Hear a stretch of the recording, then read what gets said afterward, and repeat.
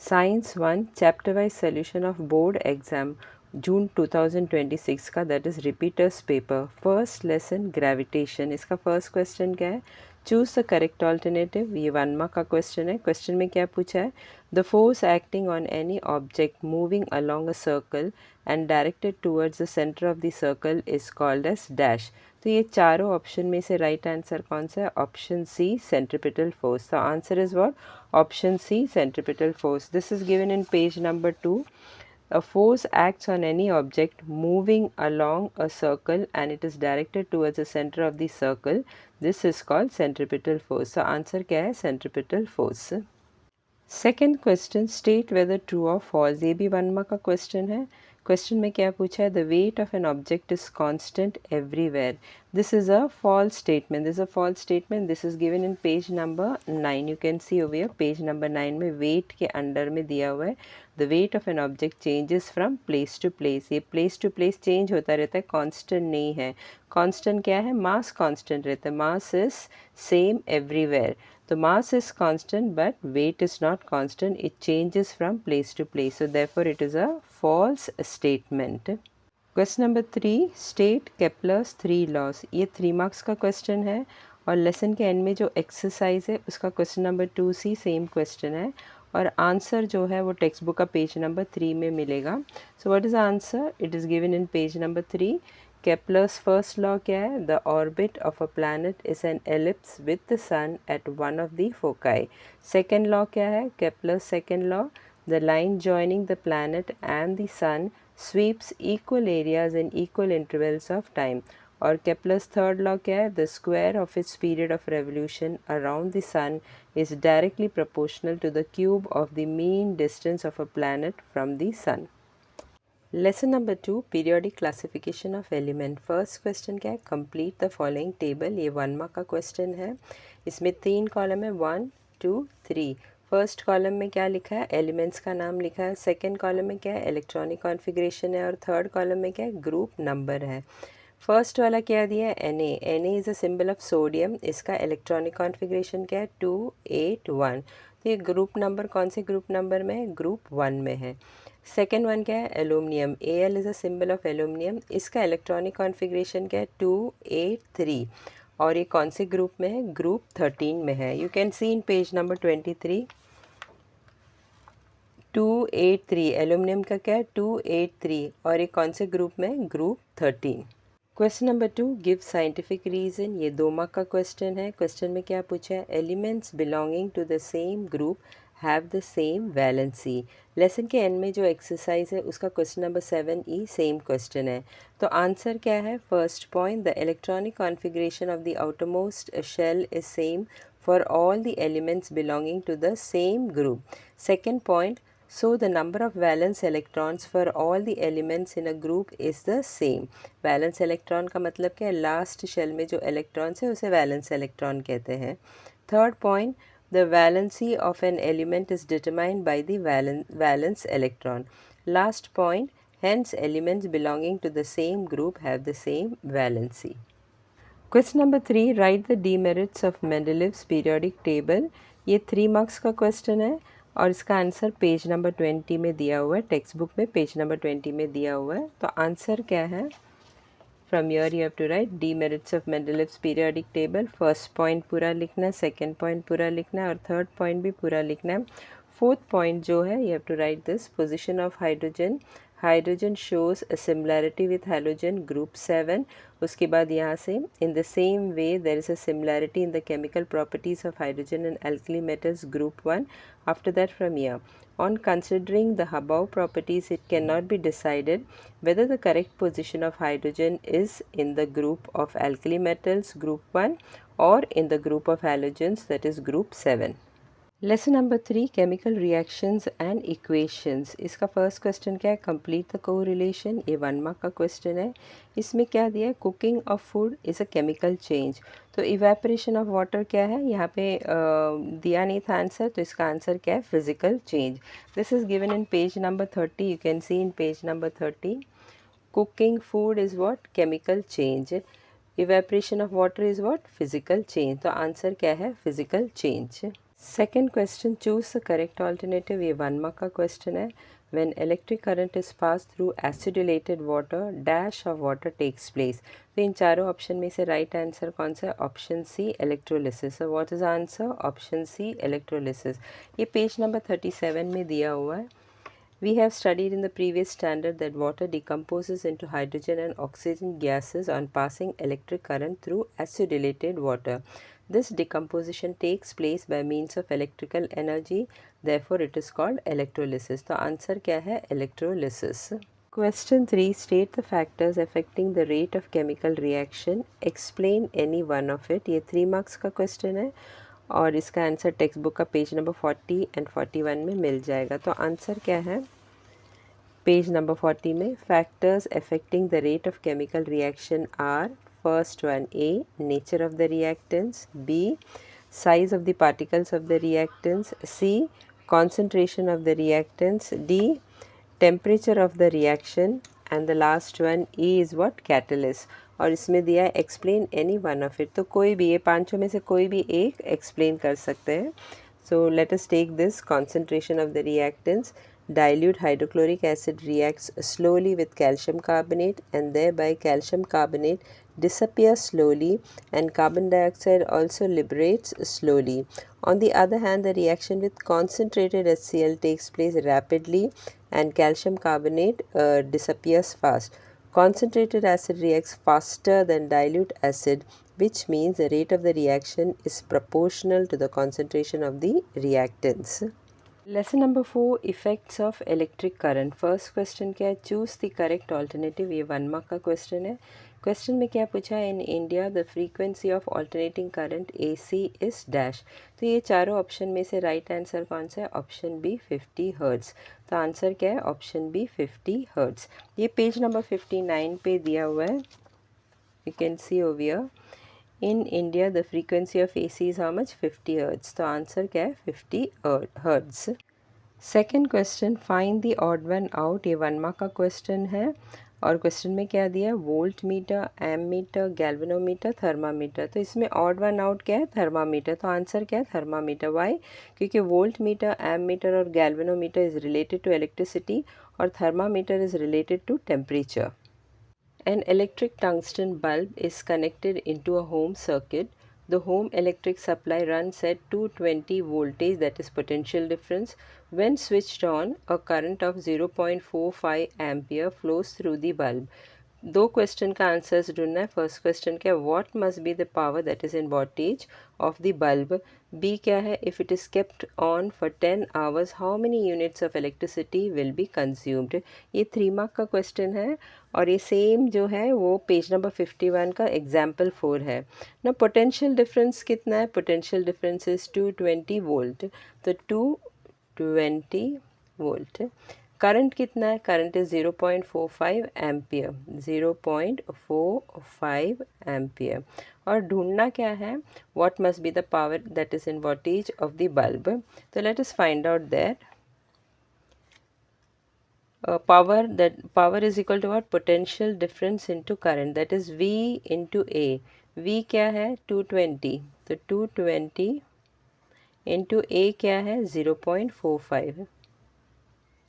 जब इन दोनों को मल्टीप्लाई करेंगे तो यू गेट व्हाट? 99 वोटेज. तो power is equal to how much? 99 wattage. तो फर्स्ट का आंसर क्या है? Power of the bulb is 99 wattage. Now next question we have to find out what? If it is kept on for 10 hours, how many units of electricity will be consumed? So next question, let us find out. Energy consumed in 1 hour is how much? 99 wattage. Therefore, energy consumed in 10 hours is equal to what? 99 into 10. जब 99 को into 10 करेंगे तो क्या मिलता है? 990 watt hour. Now you have to convert this into kilowatt hour. Kilowatt hour में convert करने के लिए you have to divide it by 1000.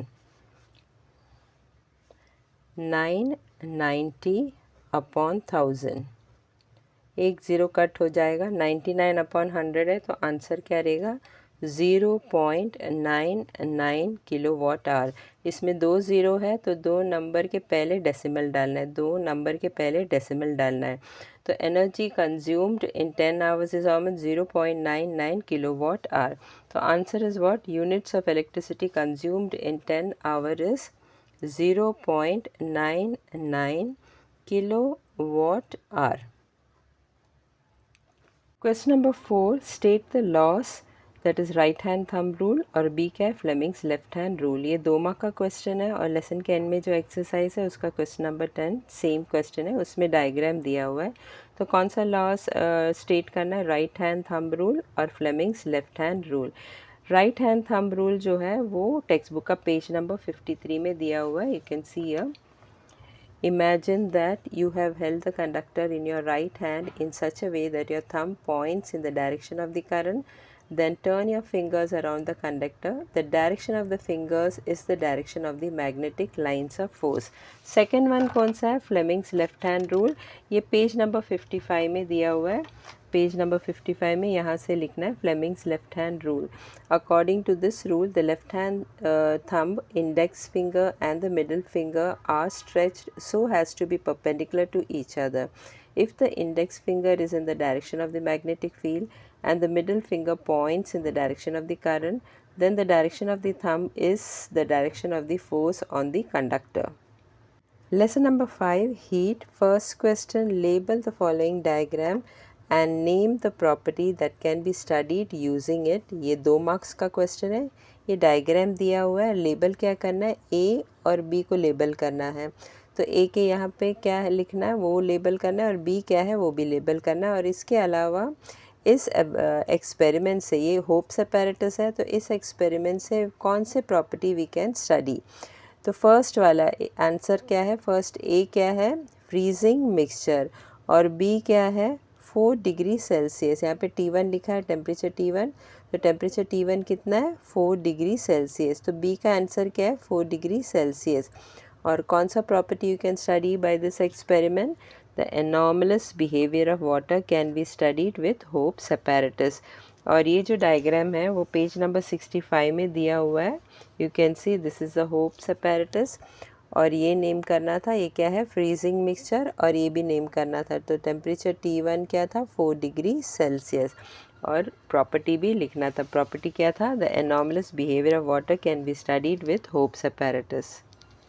Second question, इसमें 3 क्वेश्चन पूछा है और टोटल कितना मार्क्स का है? 3 मार्क्स का है, यानी हर एक क्वेश्चन का आंसर के लिए 1 मार्क है।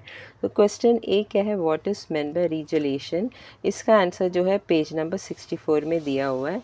It is given over here, the phenomena in which the ice converts to liquid due to applied pressure and then reconverts to ice once the pressure is removed is called regelation.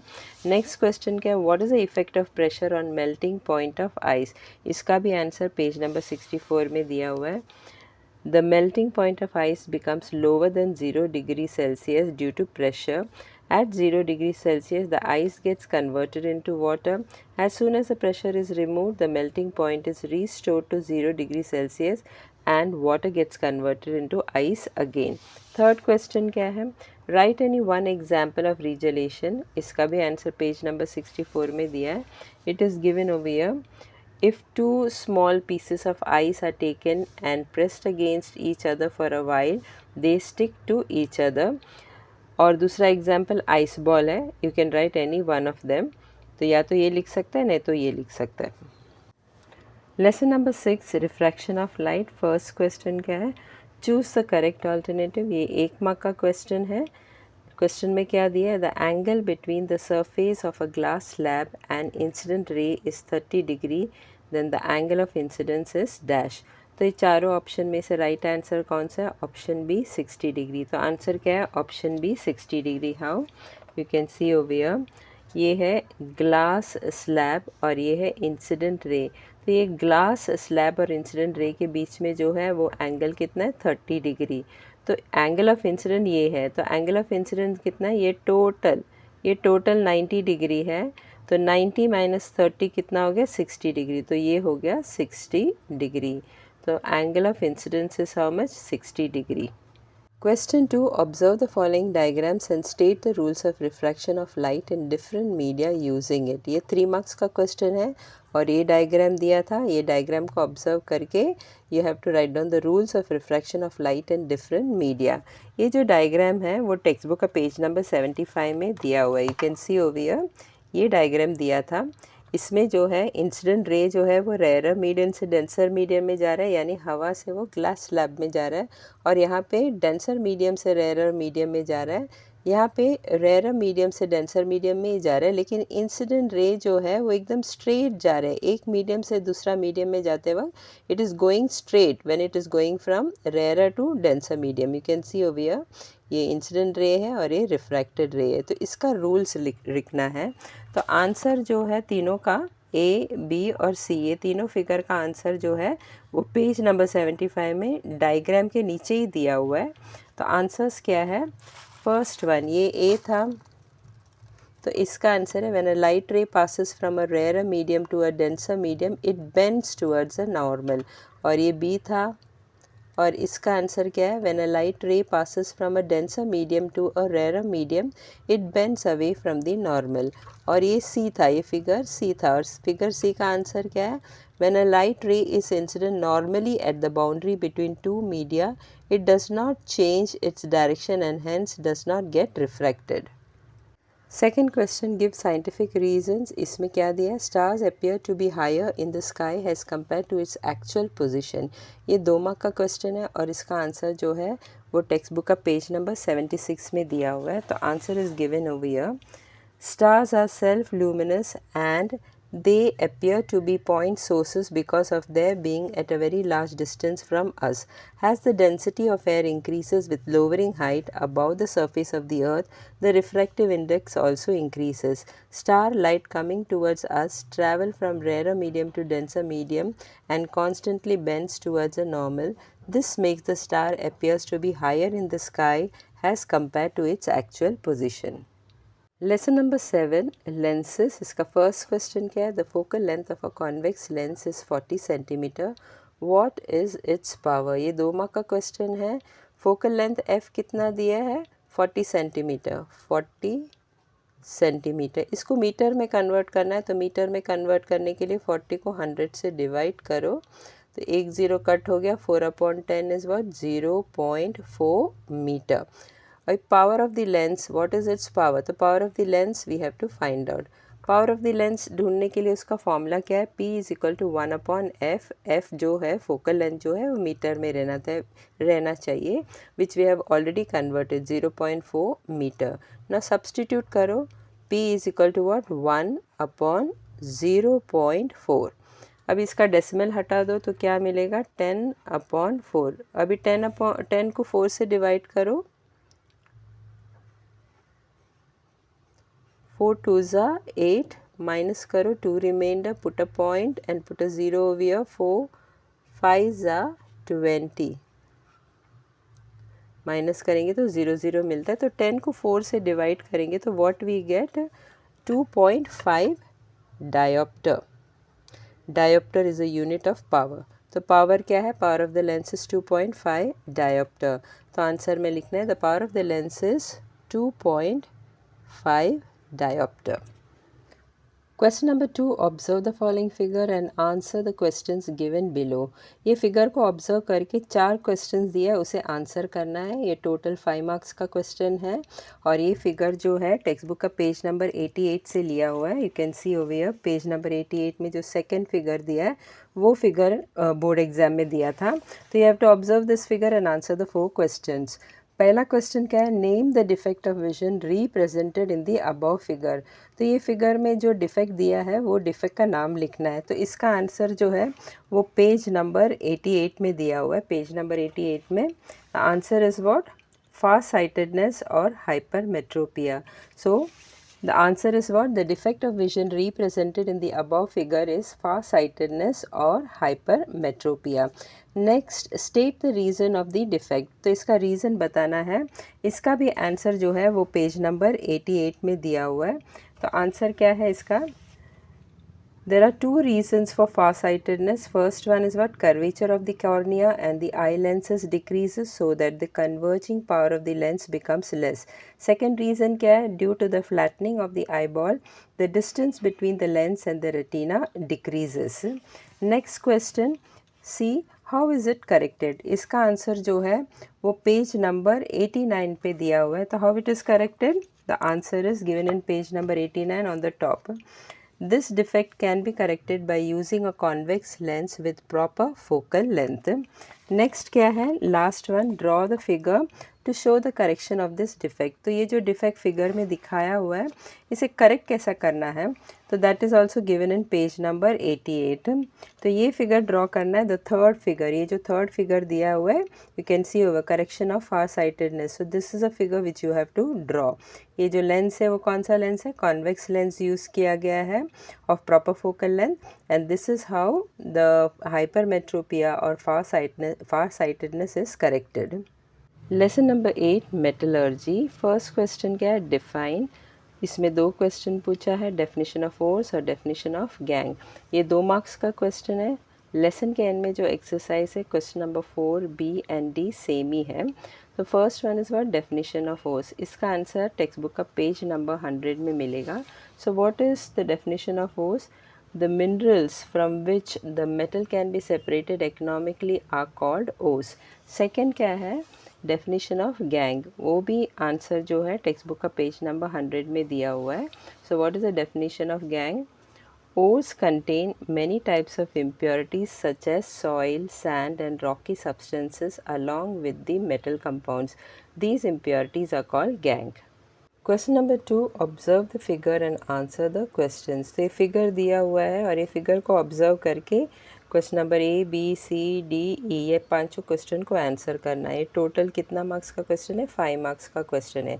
ये figure जो है वो page number 102 में दिया हुआ है. You can see over here. ये page number 102 से लिया हुआ फिगर है. फर्स्ट क्वेश्चन क्या है? Name the method shown in the figure. तो आंसर क्या है?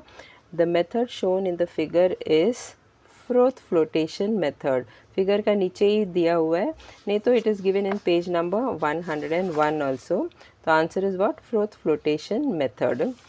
Next question, for what purpose the above method is use. इसका आंसर क्या है? It is used for the concentration of ores, that is separating heavy particles of ores from the light particles of gangue. Question number C क्या है? Write 2 properties which are used in this method. तो इसका answer page number 101 में दिया है. So what is the answer? The Froth flotation method is based on the 2 opposite properties, hydrophilic and hydrophobic, of the particles. Question number D क्या है? What is the use of agitator. इसका answer जो है वो page number 102 में दिया हुआ है. What is the answer? A foam is formed from oil, water and air bubbles together due to the agitating. Particles of ore float with the foam on water and get wetted by the oil. Next question क्या है? Last question, name any one ore which is concentrated by this method. तो इसका answer भी page number 102 में दिया हुआ है. यहाँ पे दिया है फॉर एग्जाम्पल, नहीं तो यहाँ से लिख सकते हैं this method is use for the concentration of zinc blende. उसका मॉलिकुलर फार्मूला क्या है? ZnS. एंड कॉपर पायरेट, उसका मॉलिकुलर फार्मूला क्या है? CuFeS2. ये दोनों एग्जाम्पल में से एक ही एग्जाम्पल लिखना है. Lesson number 9 carbon compounds. इसका फर्स्ट क्वेश्चन क्या है? Choose the correct alternative. ये 1 मार्क का क्वेश्चन है. क्वेश्चन क्या है? Dash is the functional group of carboxylic acid. तो ये चारों ऑप्शन में से राइट आंसर कौन सा है? कौन सा है the functional group of carboxylic acid? तो आंसर है ऑप्शन डी डैश COOH. तो आंसर क्या है? Option D dash COOH. ये पेज नंबर 118 में दिया हुआ है. You can see over here. Dash COOH is what? Carboxylic acid. तो कार्बोक्सिलिक एसिड का राइट आंसर क्या है? This is the right answer, dash COOH. Question number 2, identify the hydrocarbon from the given structural formula. तो यहाँ पे एक structural formula दिया हुआ है, उसे आइडेंटिफाई करना है कि कौन सा हाइड्रोकार्बन है. तो इसका आंसर क्या है? ईथेन. ये 1 मार्क का क्वेश्चन है और ये पेज नंबर 114 में you can see this is a structure which is given. ये किसका स्ट्रक्चरल फार्मूला है? Structural formula of ethane. तो आंसर क्या है? Ethane. Question number 3, complete the following table. ये 3 मार्क का क्वेश्चन है। लेसन के एंड में जो एक्सरसाइज है उसका क्वेश्चन नंबर 8 ई में पूछा है, give the names of 3 natural polymers, write the place of the occurrence and name of the monomers from which they are form. तो यहाँ पे 6 पॉलीमर्स का नाम दिया हुआ है। ये 6 में से कोई भी 3 पॉलीमर्स का नाम लिखना है, उनका मोनोमर का नाम लिखना है और ऑकरेंस भी लिखना है। लेकिन बोर्ड पेपर में they had given the full table, और जहाँ पे ब्लैंक है वहीं पे फिल करना था। तो जहाँ पे भी ब्लैंक है वहाँ पे मैंने रेड इंक से लिखा हुआ है। तो यहाँ पे 3 कॉलम्स है। पहला कॉलम में नेम ऑफ द पॉलीमर है, सेकंड कॉलम में नेम ऑफ द मोनोमर है और थर्ड कॉलम में ऑकरेंस है। पहला वाला जो पॉलीमर है उसमें कोई भी ब्लैंक नहीं है। तो नेम ऑफ द पॉलीमर क्या था? Polysaccharide. Name of the monomer क्या था? ग्लूकोज। और ऑकरेंस क्या था? स्टार्च। सेकेंड वन क्या है? Name of the polymer cellulose दिया है। नेम ऑफ द मोनोमर के उधर ब्लैंक था, तो वहाँ पे क्या फिल करना है? ग्लूकोज। और ऑकरेंस क्या है? Wood, that is cell walls of plant cells. Third polymer का नाम क्या है? प्रोटीन्स। और नेम ऑफ द मोनोमर क्या है? Alpha amino acid. और ऑकरेंस के उधर ब्लैंक डाला हुआ है, तो ऑकरेंस के उधर क्या लिखना है? Muscles, air, hair, enzymes, skin और एग। फोर्थ वन के उधर पॉलीमर के उधर ब्लैंक है, तो पॉलीमर के उधर क्या आएगा? DNA. Name of the monomer दिया हुआ है न्यूक्लियोटाइड डीऑक्सीराइबोस फॉस्फेट। और ऑकरेंस के उधर भी ब्लैंक दिया हुआ है, वहाँ पे क्या आएगा? Chromosomes of organism. Fifth one क्या है? आरएनए। और नेम ऑफ द मोनोमर के उधर ब्लैंक दिया हुआ है। What is the name of the monomer? Nucleotide ribose phosphate. और ऑकरेंस ऑलरेडी दिया हुआ है nucleus and cytoplasm of cells. Last one क्या है? Rubber. Name of the monomer क्या है? आइसोप्रीन, और इसका मॉलिक्यूलर फॉर्मूला दिया हुआ है। और ऑकरेंस के उधर ब्लैंक दिया हुआ है लैटेक्स ऑफ रबर। ये टोटल 3 मार्क्स का क्वेश्चन है और यहाँ पे 6 ब्लैंक है, 1 2 3 4 5 6, हर एक ब्लैंक के लिए आधा आधा मार्क्स है और टोटल इसका 3 मार्क्स है। और ये टेबल जो है वो पेज नंबर 133 से लिया हुआ है। You will get all the answers from here. Page number 133 ये वाला जो टेबल है, some of the natural polymers and their occurrence, तो ये टेबल दिया हुआ है और जहाँ जहाँ ब्लैंक है वहाँ में फिल करना है। क्वेश्चन नंबर 4, ये 2 मार्क का क्वेश्चन है। इसमें 2 क्वेश्चन पूछा है। फर्स्ट क्वेश्चन क्या है? Right the chemical formula of acetic acid. तो आंसर क्या है? The chemical formula of acetic acid is, इसका आंसर पेज नंबर 129 में मिलेगा। क्या है उसका केमिकल फॉर्मूला? CH3COOH। नहीं तो पेज नंबर 123 में भी दिया हुआ है, टेबल में दिया हुआ है। एसिटिक एसिड का मॉलिक्यूलर फॉर्मूला क्या है? CH3COOH। It is also known as ethanoic acid. तो इथेनॉइक एसिड को ही एसिटिक एसिड बोलते हैं और इसका मॉलिक्यूलर फॉर्मूला क्या है? CH3COOH। नेक्स्ट क्वेश्चन क्या है? Question number B, write any one use of vinegar. इसका आंसर जो है वो पेज नंबर 128 में मिलेगा। So what is the use of vinegar? It is given here. Vinegar is used as preservative in pickles. Lesson number 10, space missions. ये 2 mark का question है। Question क्या है? Give scientific reason geostationary satellites are not useful for studies of polar region. ये lesson के end में जो exercise है उसका क्वेश्चन नंबर 3 सी सेम क्वेश्चन है। तो आंसर क्या है? First point, the Jio stationery satellites orbit about the equator. Second point, these are therefore not useful in the study of polar region as they can never travel over the polar region. Third point, therefore, geostationary satellites are not useful for the studies of polar regions. Question number 2, read the following passage and answer the questions given below. तो ये passage को read करके question number A, B और सी को answer करना है। ये total 3 questions को 3 मार्क्स है और ये पैसेज जो है वो टेक्स्ट बुक का पेज नंबर 143 से लिया हुआ है। तो पेज नंबर 143 में पैसेज यहाँ से space debris and it's management से लेके done with this in view यहाँ तक लिया हुआ है। तो यहाँ से लेके यहाँ तक पैसेज दिया हुआ है। Now the first question, what is meant by space debris? तो इसका आंसर पैसेज में ही मिल जाएगा। So you can C from the page number 143 passage से। आंसर क्या है? In addition to the artificial satellite, non-functional satellites, part of the launcher detached during launching, and debris generated due to collision of satellite with other satellite or any other object in the space are called debris in space.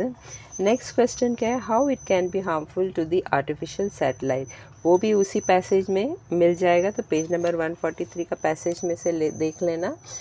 This debris can be harmful to the artificial satellite. It can collide with these satellites or spacecrafts and damage them. This debris is increasing day by day. Soon it will be difficult to launch new spacecraft. Third question, question number C क्या है, what efforts are being taken to manage, तो वो भी उसी passage में मिल जाएगा, that is passage from page number 143. तो उसका आंसर ये है, it is very essential to manage the debris, hence some studies and experiments are being done with this in view.